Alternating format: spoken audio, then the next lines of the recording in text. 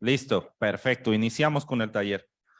Bueno, este taller se está desarrollando a lo largo del país. Son 3 módulos donde vamos a tocar desde diseño curricular hasta diseño de materiales educativos, praxis educativa y los libros de texto.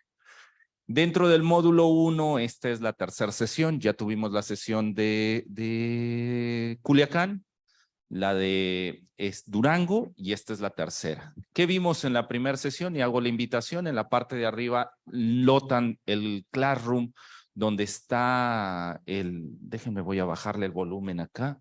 ¿Se llevaron el control? Tenemos un poco de... ¿Sí? A ver. ¿Ya está? A ver si le pueden bajar el volumen, porque tenemos ahí como un regreso.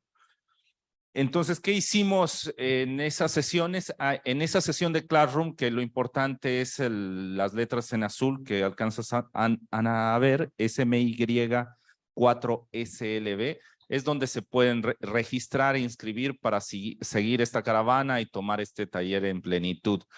En la sesión número 1 hablamos sobre el plan de estudios, el programa sintético, el programa analítico, eso pasó en Durango. La sesión de Culiacán nos enfocamos en la cuestión de monoculturas del saber, el pensamiento único y las lógicas monoculturales que hay. Y en este caso vamos a desarrollar la cuestión de la lingüística, la translingüística, el dialogismo, el cómo utilizar el discurso para permitir el tránsito en esta nueva escuela mexicana. Vamos a reflexionar esas cosas. Tomemos en cuenta en algo fundamental de esta nueva escuela mexicana, que es el hecho de libertad de cátedra o de autonomía profesional, como lo plantea la nueva escuela, como lo plantea el plan de estudios, que implica que aquí no hay una receta dada. O sea, lo que vamos a discutir aquí no lo tienen que ver como un marco teórico, metodológico, donde al entrar al aula tengo que hacer esto y esto es la nueva escuela mexicana. La nueva escuela mexicana son ustedes.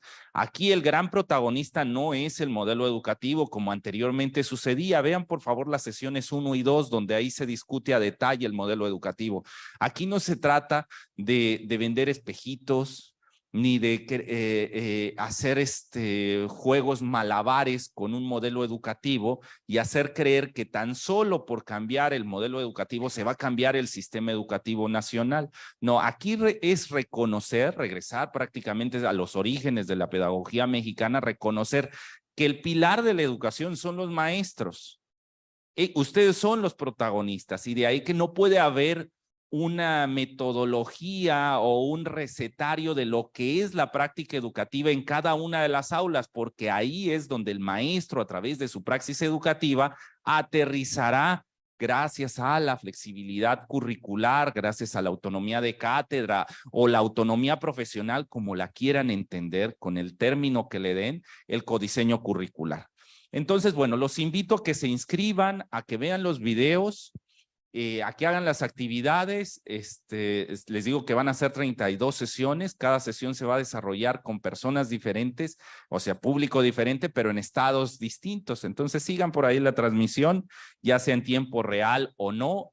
Los testimonios se quedan ahí. Les digo, en la primera sesión tocamos un poco sobre las diferencias entre el plan de estudio anterior y el nuevo, tan solo por dejar algo como para iniciar la discusión, retomando los videos anteriores. Si uno piensa en el plan anterior, en el modelo, en el paradigma educativo constructivista con un perfil en competencias, a la gran diferencia que tiene este modelo humanista es que en lugar de poner en el centro al individuo y comprometerlo y hacer lo que se comprometiera con su educación, con su formación, con la construcción de conocimientos y entendimiento del mundo, en este caso no deja al estudiante en el centro, sino coloca a la comunidad. Entonces, eso es una gran diferencia, que no es un estudiante individualizado, sino es un estudiante que se reconoce como parte de un constructo cultural. 1. 2. Segunda gran importancia que debemos tomar, el modelo no se centra en la adquisición de conocimientos, en el dominio de conocimientos, sino en la resolución de problemas. El sujeto no va a la escuela de manera individual para pasar un examen, para obtener una calificación y así certificarse, sino va a la escuela a discutir en comunidad cuáles son las cosas que nos identifican, que nos hacen comunes y cuáles son las cosas que nos distancian, que nos hacen diferentes. Al reconocer esas distancias, esas diferencias, afloran las crisis sociales de cada uno de esos espacios y entonces el maestro en comunidad, con base en el debate, con base en el diálogo, con base en los acuerdos, se reconocen esas crisis y también se reconocen los mecanismos que va a utilizar en particular esa aula para tratar de abatir, de cerrar las brechas que distancian a los sujetos.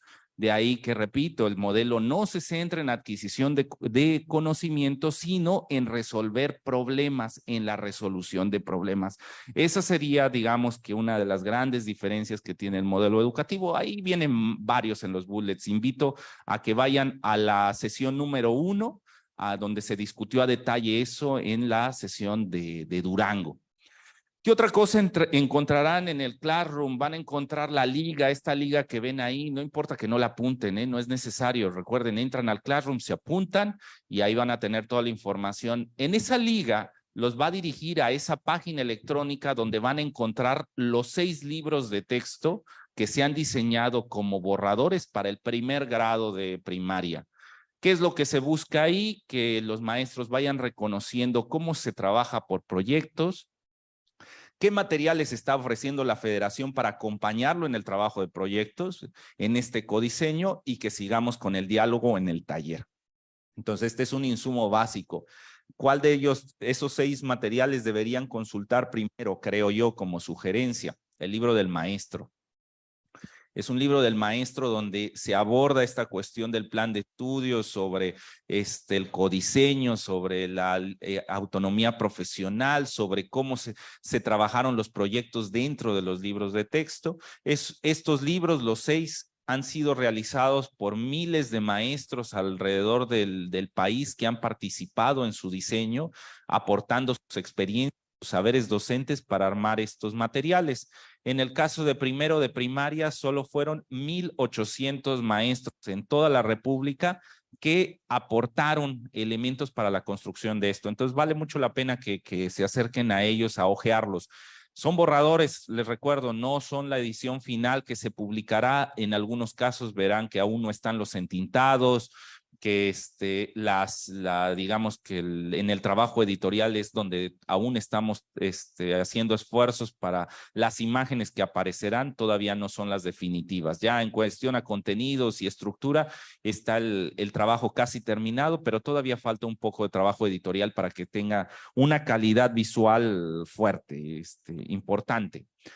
Ahora, ¿qué otra cosa quiero recordar de las sesiones anteriores? Esto se trabajó en particular en la sesión de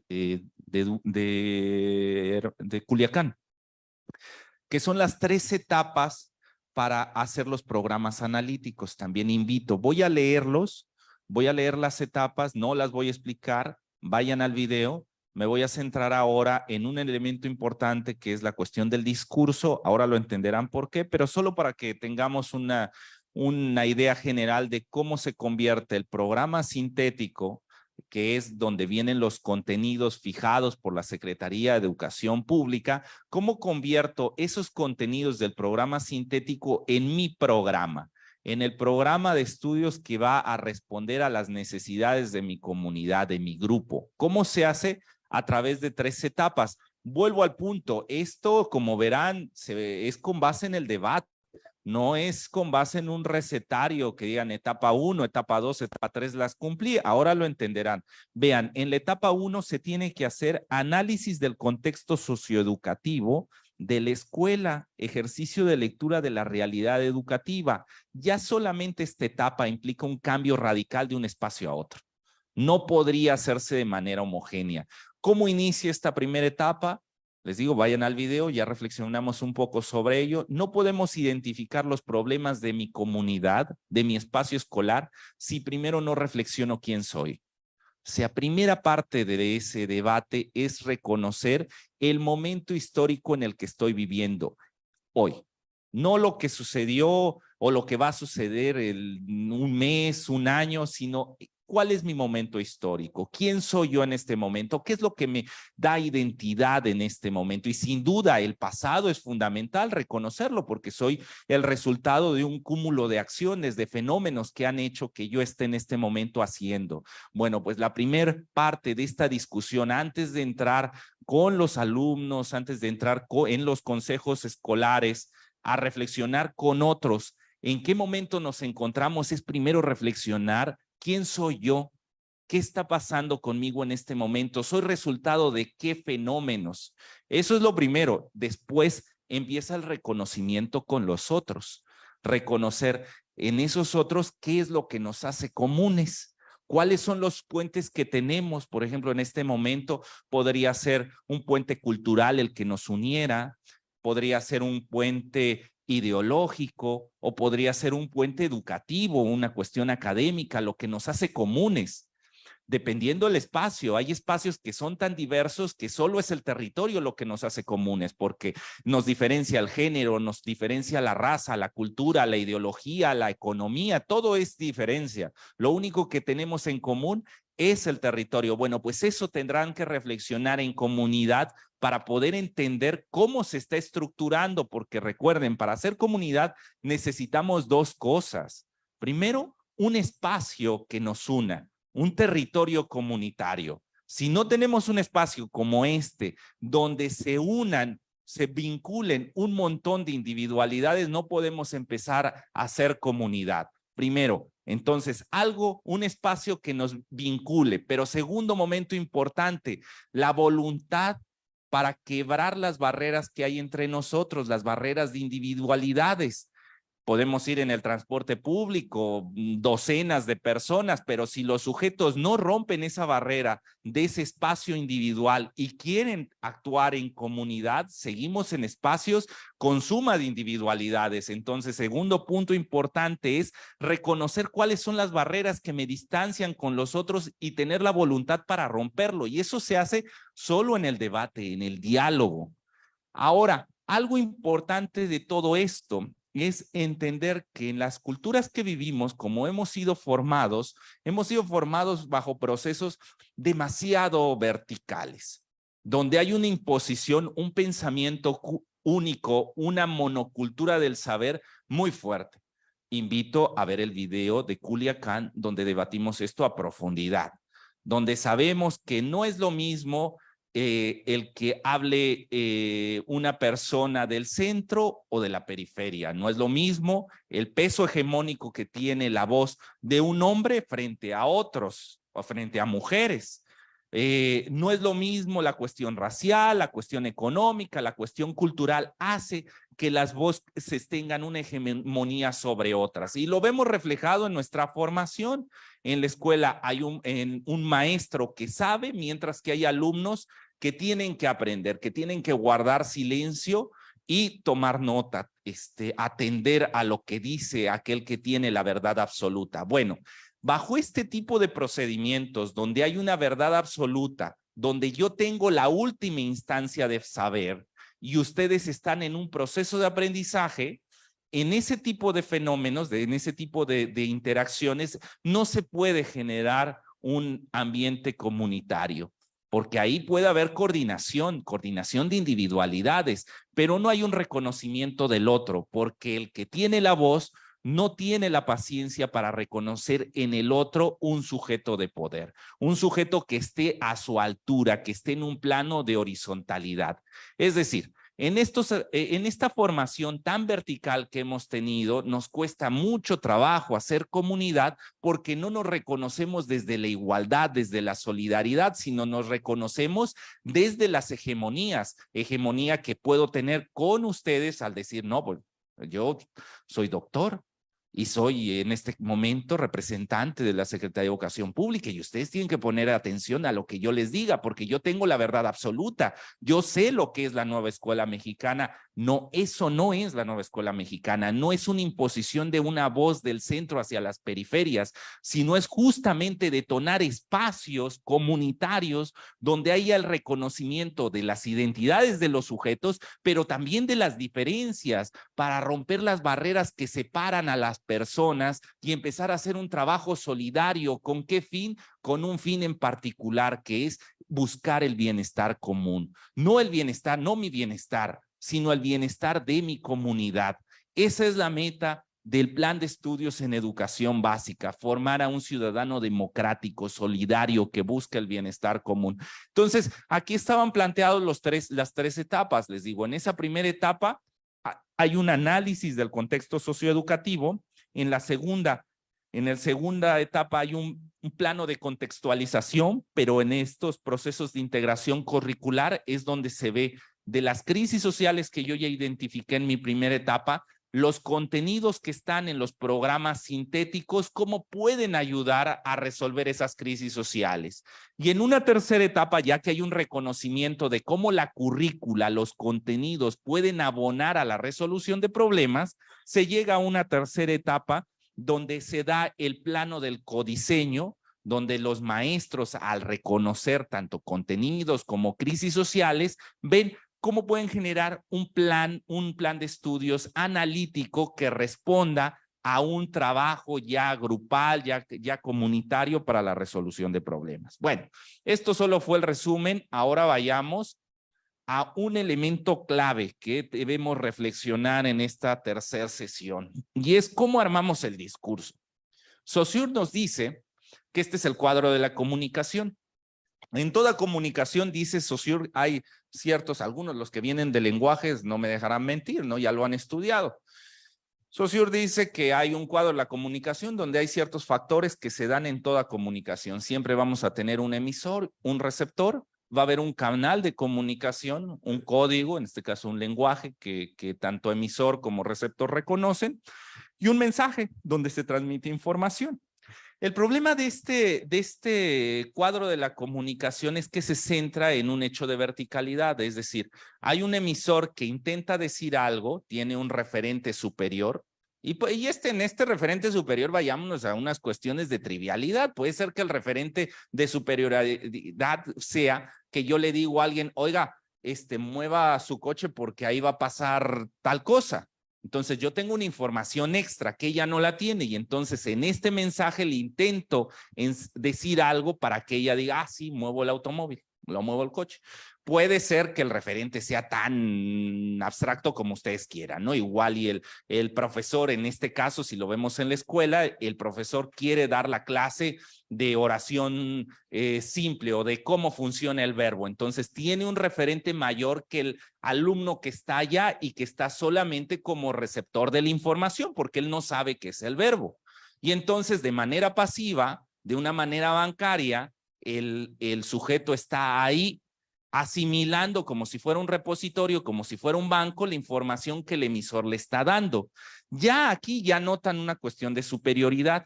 Ya ven que esos espacios no son horizontales, es decir, el emisor está por encima, en un plano de verticalidad, por encima del receptor. El emisor conoce más de lo que intenta decir, y entonces el receptor de manera pasiva está ahí atendiendo. Bueno, pues hay que notar que si bien el cuadro de la comunicación de Saussure es real, así funciona la comunicación, necesitamos ver que hay diferentes tipos de comunicación, no solamente el caso saussuriano, ¿no?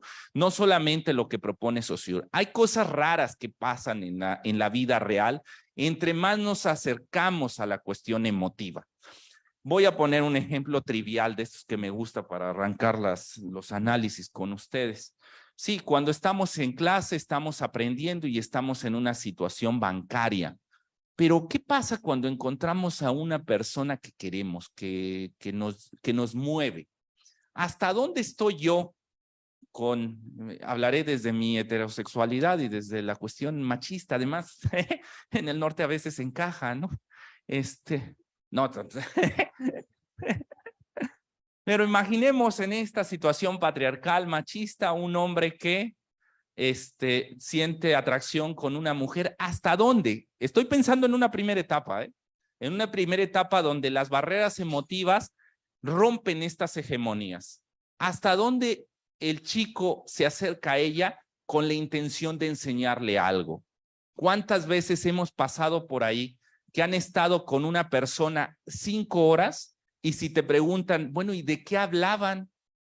Uno dice, pues no sé, no me acuerdo, no era lo importante. Es decir, no estaban intercambiando referentes, estaban fincando una relación emocional sin duda, pero con base en el reconocimiento del otro. Es decir, tú estabas con esa chica o con ese chico y lo escuchabas o le hablabas no para enseñarle algo, no para decirle, mira, así funciona el verbo o así funciona la vida o esto espero de la sociedad. No, no, no, estabas ahí, hablaban y hablaban y hablaban, pero no estaban transmitiendo referentes, porque lo importante es que no estuviera en una situación pasiva.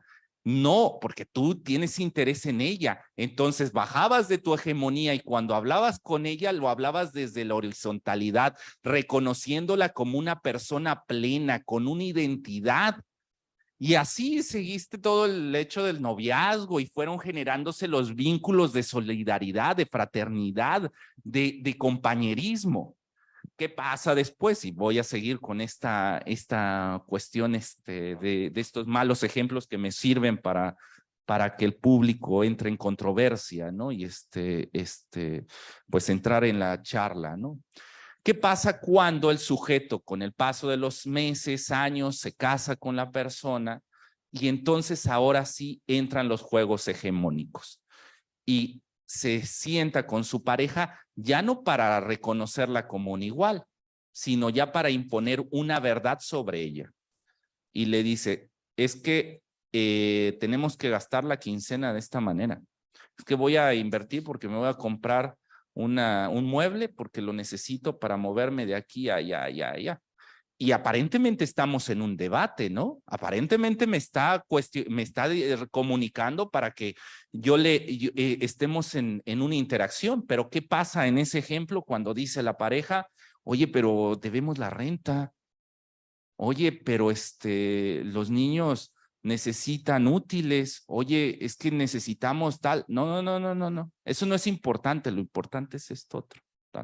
Bueno, ¿qué notamos? Hemos cambiado de una comunicación horizontal donde no había hegemonías a la imposición de una verdad absoluta, la verdad que el sujeto emisor cree tener.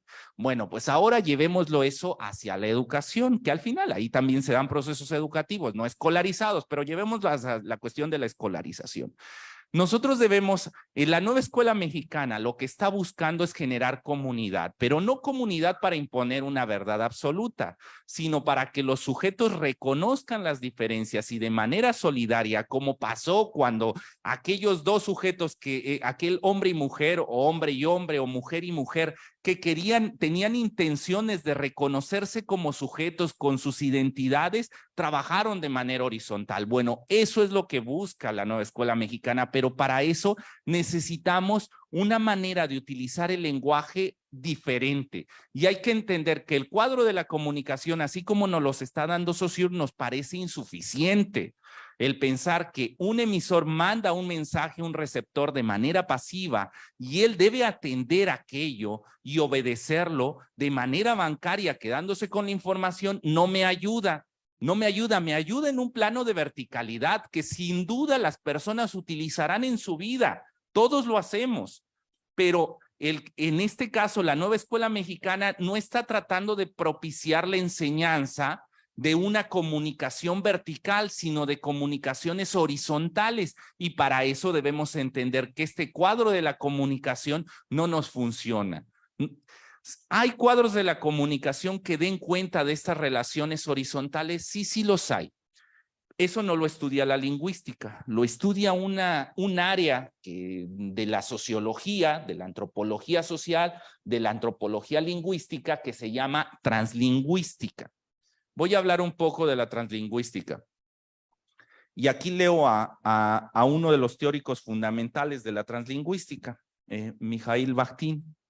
Mikhail Bakhtin, en un texto de los años 80, bueno, en realidad es la traducción al español, él realiza sus trabajos, también es una figura que si alguien tiene por ahí ganas de seguir aprendiendo de él, la sensibilidad que tuvo para escuchar a los otros nace de sus encierros.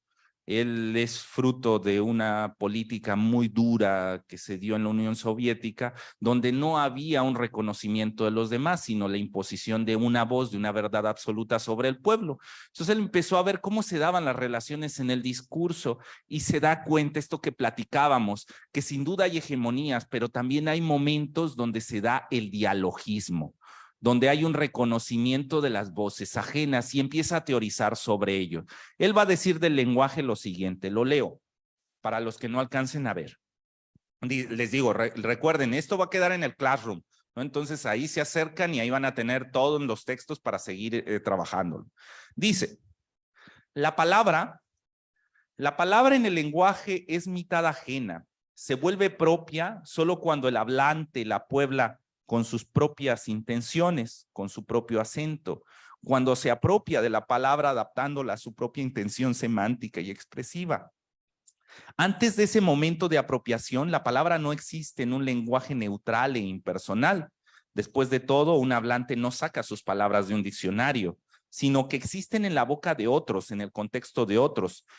Uno toma de ahí las palabras y las hace propias, y no todas las palabras se someten a cualquier persona con la misma facilidad a esta apropiación, a este apoderarse y transformarlas en propiedad privada. Muchas palabras se resisten con obstinación, otras permanecen ajenas y suenan extrañas en boca de quien se las ha apropiado y las pronuncia. No pueden asimilarse a su contexto y quedan fuera de él. Es así es como si se pusiera a sí misma entre comillas a pesar de la voluntad del hablante. El lenguaje no es un medio neutral que pase libre y fácilmente a la propiedad privada de las intenciones del hablante. Se puebla, se sobrepuebla de las intenciones de otros. Expropiarlo, forzarlo o someterse a las propias intenciones y acentos es un proceso difícil y complicado. Sí, Bakhtin dirá, me voy a parar para que pueda ver al resto, porque aquí está muy chaparrito, ¿no? El asunto. Bakhtin dice que el lenguaje, que cuando uno, voy a poner otra vez los ejemplos estos tontos que hago. Cuando uno dice una frase, cuando, no sé, digo, no sé, préstame papá o préstame mamá las llaves del mueble, no hablo así porque me lo hayan enseñado en la escuela, ni tampoco hablo así porque me lo hayan enseñado en la casa. Hablo así porque imito a mi padre, imito a mis tíos, imito a mis abuelos. Y hasta cuando uso unos tonos de voz, o sea, y tan solo traten de reconocer las voces ajenas. Cuando ustedes hablan, no hablas tú. En realidad, el que está hablando o el que tratas de imitar es la voz de cómo hablaba tu padre, tu tío, aquel ser querido que ha dejado en ti, en tu lenguaje, palabras, y que cada que las pronuncias, porque tú pudieras utilizar otra palabra, de las que has conocido a lo largo de tu vida, pero si seleccionas una en particular y la usas y la cargas con un tono, es por respeto, aunque no lo hagas explícito, es porque emocionalmente estás reconociendo a otras personas y utilizas sus tonos porque ellos te dejaron marcado. Entonces, cuando uno habla, en realidad no está hablando uno. Lo que sale de la boca son las voces de tus seres queridos y de los seres queridos atrás de ellos y atrás de ellos. Es decir, venimos de una cadena de diálogo que tiene su origen en el momento en que alguna persona habló por primera vez y llega hasta nosotros. Eso es fundamental de entenderlo en el cuadro de la comunicación, porque entonces lo que hay ahí es una lengua viva, es una lengua en donde los matices, los tonos no son propiedad de un sujeto, sino forman parte de un trabajo comunitario de que uno reconoce las voces ajenas. Esto es fundamental, vuelvo a repetir, porque lo que estamos buscando es generar comunidad. Y si utilizamos las palabras de una manera neutra, las sacamos de esa vida, las volvemos abstractas como aparece en el diccionario. Yo voy al diccionario y esta es la definición, pero esa definición no dice que la hizo Juan Pérez. Esa definición queda como algo neutra de lo que es la lengua. En el caso de la palabra viva, de la voz viva, Cuando yo digo una palabra y la digo con cierto tono, sí tiene un origen. Ese origen es el origen de mi abuelo que hablaba así. Y mi abuelo no tuvo ahí su origen, él imitaba a otro y él imitaba a otro. Entonces, si yo reflexionara sobre el origen de la manera en cómo hablo, de cómo utilizo el lenguaje, el vocabulario que hago mío, veremos que tiene una gran vida comunitaria. Bueno, pues este tipo de comunicación, de reconocimiento de los otros a través del lenguaje es fundamental para armar comunidad. Si nosotros hablamos de manera fría, como si estuviéramos en un diccionario, en un texto, pensemos desde textos que armamos desde la frialdad, un oficio burocrático, con la frialdad del reglamento. Ahí no estamos haciendo comunidad. Ahí está todo lo contrario, hay un hecho hegemónico de alguien que tiene una verdad que está transmitiendo y le está diciendo a la institución, en este caso de Sonora, hágase tal cosa. Bueno, ese tipo de comunicación no nos sirve en la nueva escuela mexicana, no sirve, necesitamos el reconocimiento, pero digamos ahora que estamos hablando de estos principios de dialogismo, cuando hablaba de este tipo de vida de la palabra, estoy hablándome a cuestiones dialógicas. Algunos preguntarán, bueno, y en esta cuestión de dialogismo, ¿cuáles son los niveles y cómo puedo identificarlos? ¿Cómo puedo identificar cuando la palabra está viva o la palabra está muerta? Yo ya puse un ejemplo. Tomar un oficio, tomar un diccionario, eso es una palabra muerta. Ahí no podemos reconocer quién escribió, porque hasta el funcionario cuando escribe se quita todos los elementos personales y lo hace de manera abstracta para que lo vean que él tiene una superioridad, él tiene un referente superior. Ahí la palabra es una palabra muerta. Pero ahora vayamos viendo los diferentes niveles de dialogismo, de vida que puede tener el lenguaje para después tratar de utilizarlos en los procesos didácticos que vamos a emplear en el aula, propiciando ese tipo de comunicación. Dirán, y bueno, ¿y por qué quiero propiciar una comunicación dialógica? Porque lo que quiero hacer es comunidad. No quiero generar unas reflexiones verticales, sino espacios de horizontalidad. Así que tengo que hablar, tengo que utilizar el discurso de tal manera que propicie ese tipo de espacios. Vamos a lo que sigue. Dice Bakhtin. Bakhtin cuando analiza la vida de las palabras, el dialogismo, él va a decir que hay tres tipos de discurso. El primero de ellos es el discurso directo. El discurso directo es cuando una persona asume que tiene la última instancia de verdad. Cuando lo que yo digo es una verdad absoluta. Ese es el discurso directo. No hay una relación con los otros, o sea, solamente es una cuestión bancaria. Es un discurso directo. Ese es. Pongo un ejemplo, el diccionario, o una enciclopedia, algún libro. En este caso, una persona cuando está dando una clase y que el contenido es el centro de la cuestión, está utilizando un discurso directo. La casa es roja. Hay un discurso directo, no hay tonos, no hay matices, no hay vida, porque es el centro llegar a que el receptor asuma que el contenido que se está transmitiendo es una verdad. Tengo la última instancia de conocimiento, de verdad. Eso es el discurso directo. Hay otro, dirá que, o sea, él divide el lenguaje en tres: discursos directos, discursos objetivados y discursos ajenos. El discurso directo es el discurso de poder, el discurso de la autoridad, aquel que va a imponer desde las hegemonías, desde la verticalidad, una verdad absoluta. Después dirá que hay otro tipo de discurso, el discurso objetivado. Es el segundo nivel, que se puede dar de dos maneras. Ahí empiezan a aparecer tonos, ya tonos particulares. Es cuando una persona habla ya desde su historia de vida. Ya yo cuando digo algo ya no es porque tenga la verdad absoluta, sino hablo desde mi sociolecto. Hablo como norteño, hablo como alguien del Estado de México, como veracruzano, como camionero, como maestro, como funcionario público. Bueno, cuando estoy utilizando un sociolecto, se empiezan a dar ya procesos de reconocimiento con los otros. Porque si utilizo ciertas palabras, las utilizo, en este caso, cuando hago un sociolecto y hablo como hablarían en mi barrio, para que cuando esté en mi barrio me reconocen como parte de esa comunidad. Entonces ya ahí ya vemos que empieza a haber una concesión. El sujeto habla y utiliza tonos no porque tiene la verdad absoluta, sino porque intenta congraciarse con el otro, lo está reconociendo como persona, como comunidad, y quiero que tú me reconozcas como comunidad. Entonces lo puede dar de dos maneras. Uno, o porque forma parte de ese sociolecto. Ajá. Es decir, pongo un ejemplo de estos tontos. Yo soy del Estado de México, llevo 10 años viviendo, más de 10 años viviendo en Ciudad Juárez, en la UACJ, pero mi formación fue del Estado de México. Entonces puedo hacer en esta cuestión de sociolectos, hablar como juarense, una de dos, o porque estoy ahí, formo parte de la comunidad y porque hablo así, o porque quiero que esa comunidad me integre y entonces empiezo a imitar sus tonos, utilizo las palabras y empiezo a decir teipear y chirraquear y gacho y chulo y mucho.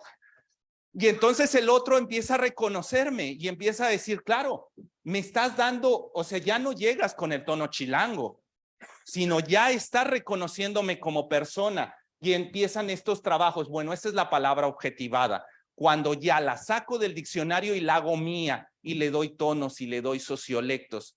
Pero podemos llegar a un nivel más profunda de vida de la comunicación, sí. Eso se llama el discurso ajeno, que es cuando las voces de otros entran en nosotros. O sea, ya no por una cuestión de imitación, porque aquí ya lo hago yo en esta cuestión, en el discurso objetivado, yo lo hago con el propósito de que el otro me reconozca y empiezo a utilizar, vuelvo otra vez a estos ejemplos tontos, no, esto sí estuvo bien gacho, ajá, con el tonillo. Y el otro igual le dice, lo está haciendo mal, ¿no? O sea, se nota luego que es chilango, pero lo está intentando y empieza a reconocer tal. Pero ¿qué pasaría cuando yo ya llevo tanto tiempo interactuando ahí y ya lo hago solo? La voz ajena ha entrado, es decir, ya no lo hago con la intención de que el otro me reconozca, sino el otro ha entrado en mí. Y entonces esa voz ajena ya es mía, ya está dentro de mí, que no me doy cuenta. Ya no lo hago solo para el reconocimiento, sino que la llevo a la vida. Es cuando la voz ajena ha entrado. Voy a poner un caso extremo de esas voces ajenas. Ahí tienen enumerados los diferentes tipos de niveles de dialogismo que hay en la voz ajena. Pero hay un caso muy particular que se llama la cuestión de la polémica interna oculta y la polémica interna explícita, que son los estados más avanzados de dialogismo. Díganme si no.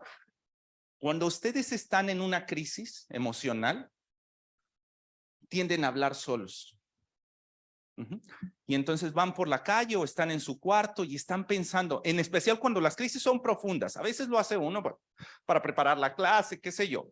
Pero cuando tienes un problema grave, ¿no? Que sabes tú muy bien que ahí sí está en juego el futuro de tu status quo. O sea, ya sea tengas un problema económico, emocional, te cachó algo la esposa y sabes que ahí no va a salir esto bien, empiezas a discutirlo, ¿no? Tienes unas polémicas internas y empiezas a hablar y estás reflexionando, el discurso así funciona, empiezas a hablar y empiezas a especular qué va a pasar, ¿no? Y entonces dices esto y te contestas y te preguntas y te contestas como si dentro de ti tuvieras voces, docenas de voces, dependiendo la crisis que estás enfrentando.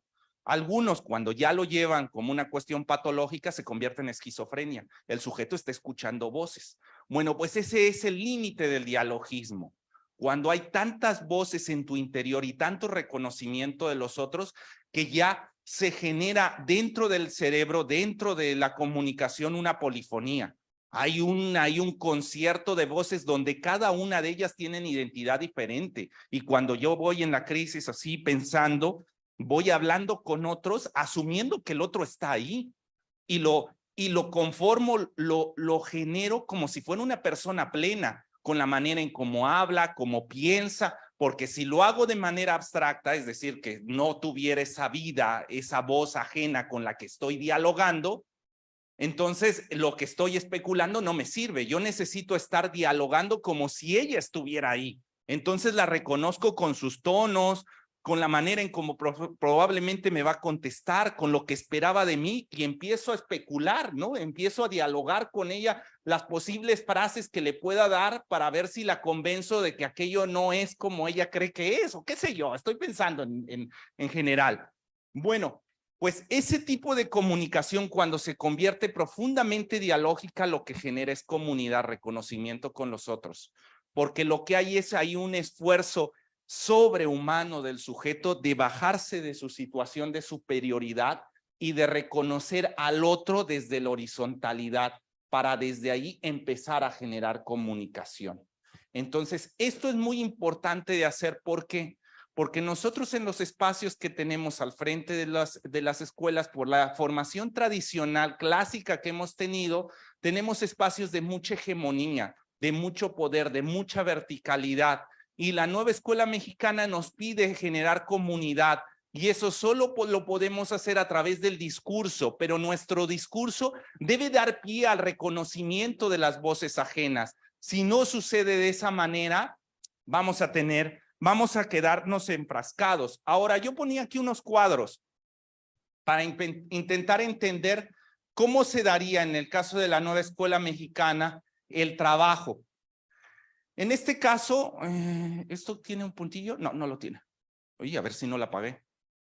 En la parte de arriba lo que ven es el discurso directo. ¿Cuál es el discurso directo? Si pensamos en el cuadro de la comunicación que se va a dar entre la Secretaría de Educación Pública, ustedes como maestros y los estudiantes y su comunidad. Pues primero tenemos un discurso directo, sin duda, que es un discurso que cree tener la última instancia de verdad, que es la Secretaría de Educación Pública a través de su programa, que dice esta es la verdad absoluta.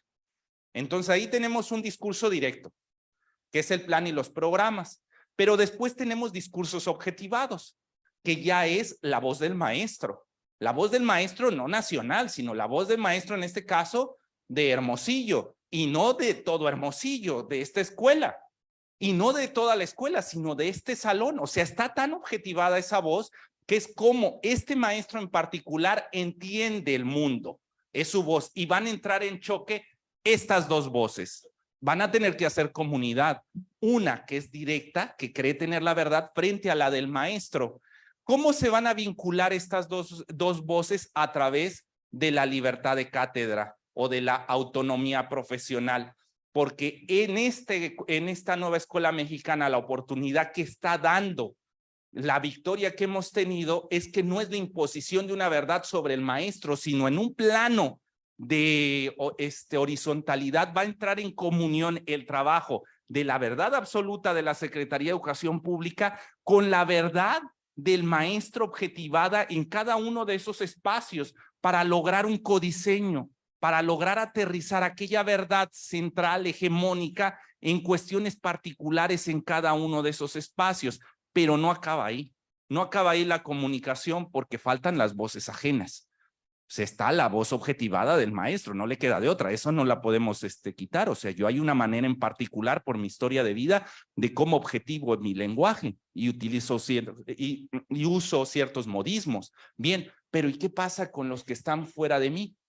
Con mi comunidad, con los alumnos, con los demás maestros. Esas son voces ajenas a la mía, y son voces ajenas al discurso directo, porque ellos no tienen la verdad absoluta. Ellos generalmente estaban silenciados, porque, y lo hablábamos hace unos minutos, al final, los que tienen la última instancia de poder en el cuadro de la comunicación del aula, pues es el maestro. Hay una lucha entre el maestro y la institución tratando de tener el poder y decirle, maestros, van a hacer lo que yo les digo. La SEP dice que hagan esto. Entonces se da esa lucha de poder entre ellos y el maestro que dice, yo en mi salón hago lo que puedo, lo que quiero, ¿no?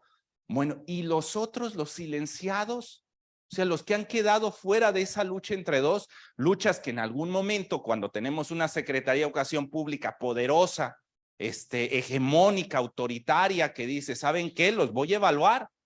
Y se van a evaluar, y si no quieren ir, te mando un helicóptero, te subo y te llevo a que hagas tu examen. Y si no quieres hacerlo, te quito la clave. Y si no quieres hacerlo, te desaparezco.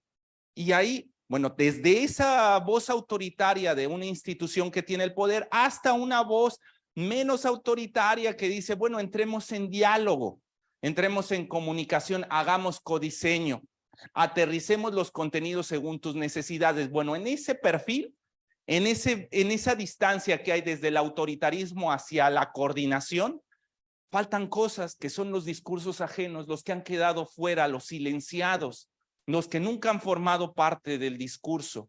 Estoy pensando, por poner así, por entrar en provocaciones con ustedes, ya ustedes me dirán quiénes son los silenciados en su comunidad, comunidades indígenas, mujeres, comunidades marginadas, los niños, o sea, sujetos que se han silenciado históricamente, que en esta lucha que tienen por tener la hegemonía, no se ha generado comunidad, sino se ha generado una imposición que tiene el poder frente a la otra que no la tiene.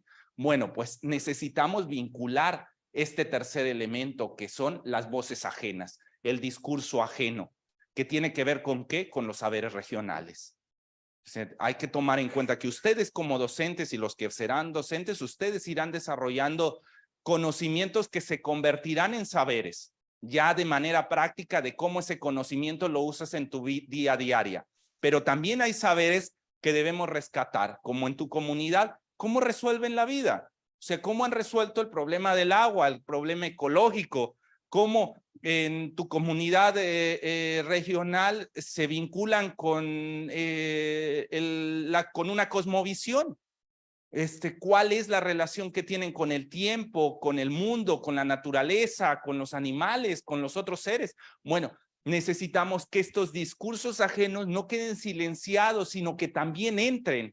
De ahí que la importancia, vemos cómo en estos tres niveles tenemos el plan y programa como discurso directo, el discurso objetivado donde se dará el codiseño curricular a través de la libertad de cátedra, pero también necesitamos que ustedes tomen en cuenta los discursos ajenos, los saberes locales que hay para que entren en una comunión.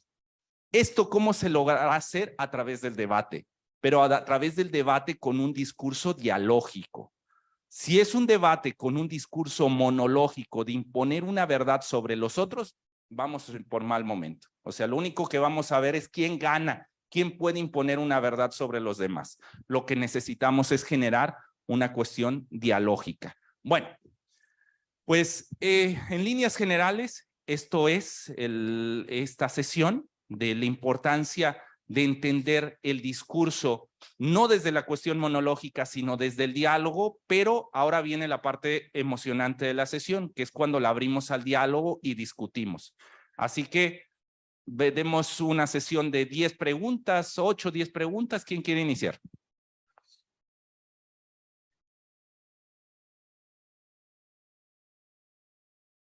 ¿Quién se anima? Allá, compañero, levántese. Muy bien.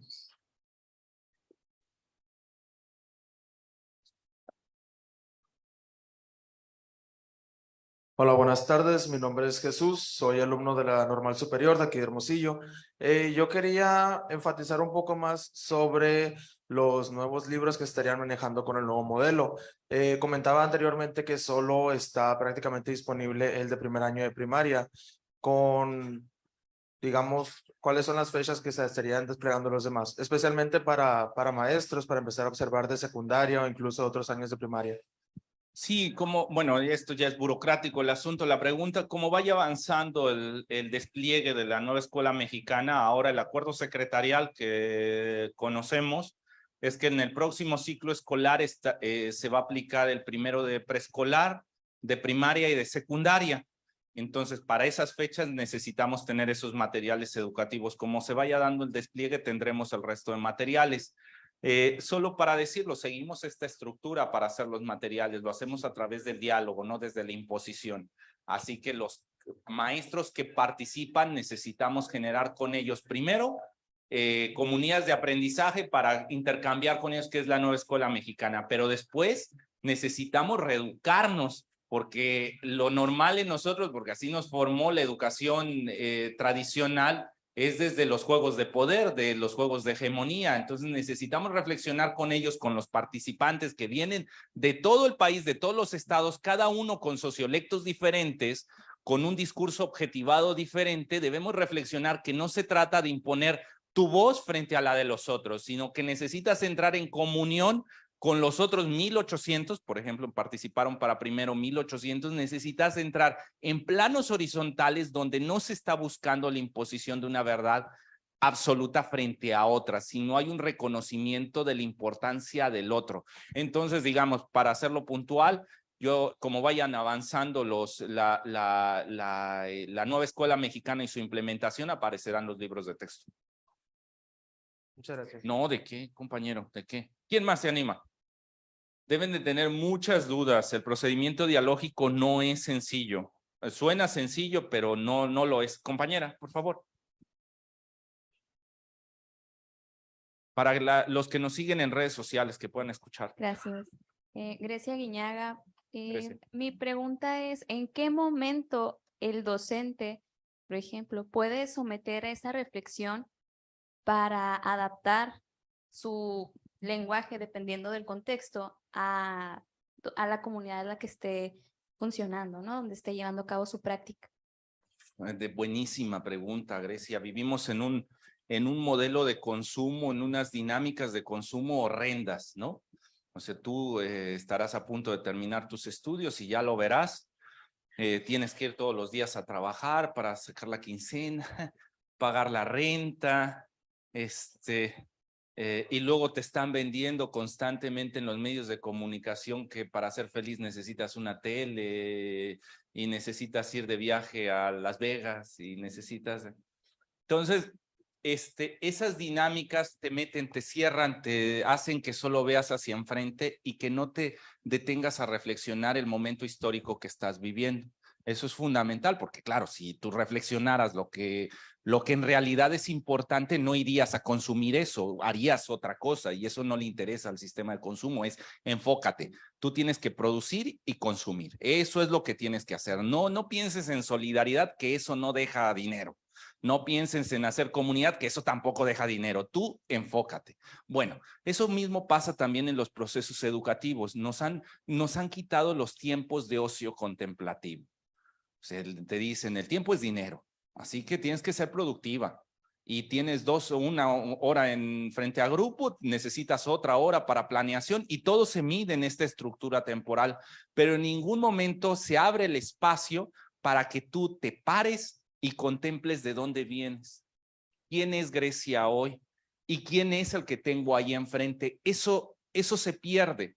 Bueno, pues esto que estoy diciendo es fundamental para poder generar todo este proceso. Si Grecia no asume y no quiere reflexionar sobre los fantasmas que carga Grecia en este momento histórico, va a ser imposible que reconozca a los otros porque no es capaz de reconocerse ella.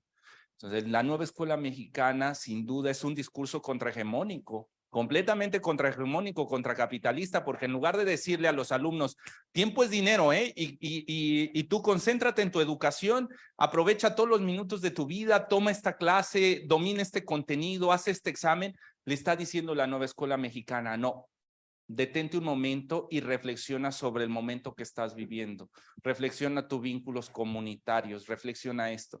Dirán, y bueno, ¿por qué llegamos a este tipo de modelo o por qué se llega a este tipo de modelo educativo? Por la descomposición social que estamos viviendo. O sea, estos sistemas de consumo tan centrados en poseer, en tener, han llevado a una descomposición social que en el norte lo vivimos mucho. O sea, ya ahí ya no les hablo yo como extranjero, ¿no? Ya les hablo desde Ciudad Juárez, que les digo yo, en Ciudad Juárez tenemos todos los servicios.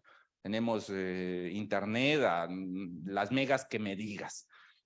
Tenemos tecnología, autos, lo que quieras tenemos, pero también a la par que tuvimos ese desarrollo tecnoindustrial, también tenemos una descomposición social horrenda porque cada uno se enfrascó en búsquedas individuales donde se rompió con la comunidad, ¿no? Entonces, es ahí, es en el momento de ocio contemplativo que está proponiendo la nueva escuela mexicana de reconocimiento de la comunidad, donde se van a poder desarrollar lo que preguntas, Grecia. ¿No? ¿De qué? ¿Quién más se anima? Tercera, que apúrense que me tengo que ir a Ensenada. Ah, compañero.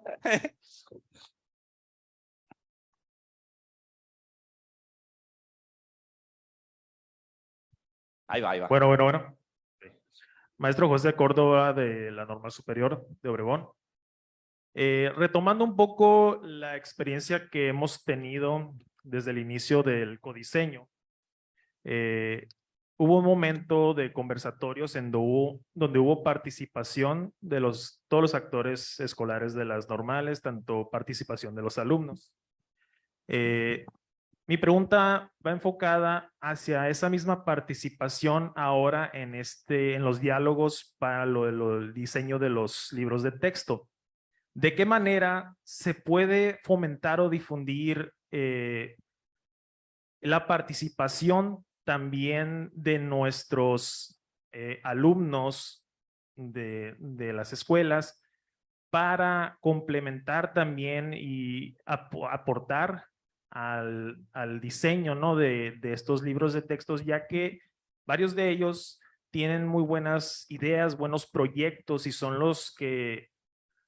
algunos de los que se acercan y aplican utilizan estos materiales ya en sus prácticas. ¿De qué manera podemos apoyarlos para que ellos también participen en estos diálogos, en estas conversaciones para este diseño, ¿no? de los libros de texto? Sin duda, creo que es una pregunta que trae jiribilla, porque también habla, o me lo voy a llevar desde el ámbito político, de cómo el poder genera mecanismos para impedir el diálogo, ¿no? O sea, porque creo que si lo llevamos para allá, la pregunta es, ¿nos hace falta dialogar más con la comunidad? Es decir, sí, la nueva escuela mexicana tiene buenos principios, pero falta que los maestros y que los estudiantes se enteren de que estamos en un modelo que implica ser comunidad. O sea, pareciera que no tenemos los territorios comunitarios suficientes, que todavía está bajando la información a cuentagotas y de una manera muy vertical. Desde Dirección General, todo lo que hacemos lo hacemos con convocatorias, porque entendemos que solo desde el diálogo podemos construir, y desde el diálogo que involucra un diálogo dialógico en donde hay debate y donde hay acuerdos, donde no hay imposiciones.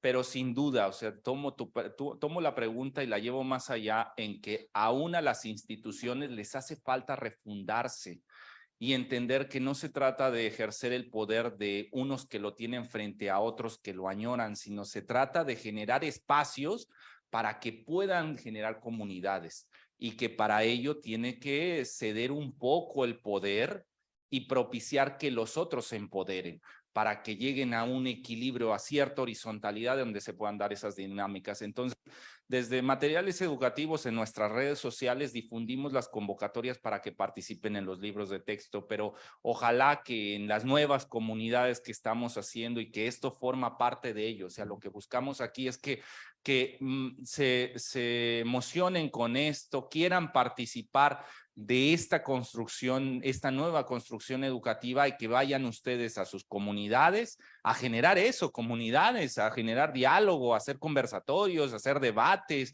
ya sea con padres de familia, ya sea con otros maestros, y que ahí tengamos una red donde se comparta estos conocimientos, ¿no? Entonces vemos, sin duda, para un poco cerrar, sin duda vemos una institución que aún le cuesta trabajo comunicarse, que no quiere compartir la voz. Y para romper esas dinámicas necesita la comunidad zarandearla y decir, basta ya, ¿no? Ya es momento de que cedas esos espacios para que podamos relacionarnos entre todos, y ya no solamente de manera oscura, porque algunos dirán, es que siempre hemos hecho academias. Pues sí, hay academias, o sea, yo también vengo de espacios donde los maestros eran muy transgresores y generaban comunidad a pesar de que la institución no quería. Pero ¿por qué hacerlo a escondidas o a contracorriente? ¿Por qué no hay una institución que fomenta esto, que da a conocer, o sea, nos hace falta todavía, pero eso no lo va a hacer la institución sola? O sea, Foucault habla muy bien de cómo se dan las instituciones y cómo castigan y persiguen a las personas. Entonces, se necesita refundar las instituciones desde otro modelo, un modelo más solidario, más horizontal. Sí, entonces, compañero. Gracias. Eduardo Valderrama, de la Escuela Normal Plantel Obregón. Mi pregunta va justamente ahorita que toca la parte de la parte transgresora, y viendo pues este modelo del diálogo, del dialogismo, del docente. Yo como formador de formadores en la Escuela Normal, tengo la preocupación de cómo llegar a este punto, al discurso ajeno, los saberes regionales, para futuros formadores de educación básica, cuando el modelo tradicional es el que tienen todavía ellos, y cuando se resisten con mucha fuerza. Yo tengo alumnos que, por ejemplo, de repente me han dicho, maestro, nosotros preferiríamos una presentación a un proyecto, que usted nos ponga la presentación, usted nos vaya diciendo diapositiva por diapositiva, nos diga tome notas y nos haga examen. Porque nos perdemos. Si usted nos deja que nosotros desarrollemos una presentación con una investigación, o por ejemplo que hagamos un proyecto no con un fundamento de hacer material didáctico, pero sí que involucre el desarrollar material didáctico. Bueno, pues es que no estamos en el show de cositas, me dicen, y de repente estar cortando y pegando y poniendo diamantina y todo, no le vemos la relación con la materia. Entonces, ¿cómo podemos hacer? ¿Cuáles son las estrategias de nosotros, los formadores de formadores, para empezar a desvincularnos de la educación tradicional colonialista, donde se ve al docente como fuente de todo saber, el docente enciclopédico? Está también difícil la pregunta, porque es algo que no queremos y que no puede servir así como un manual que se aplique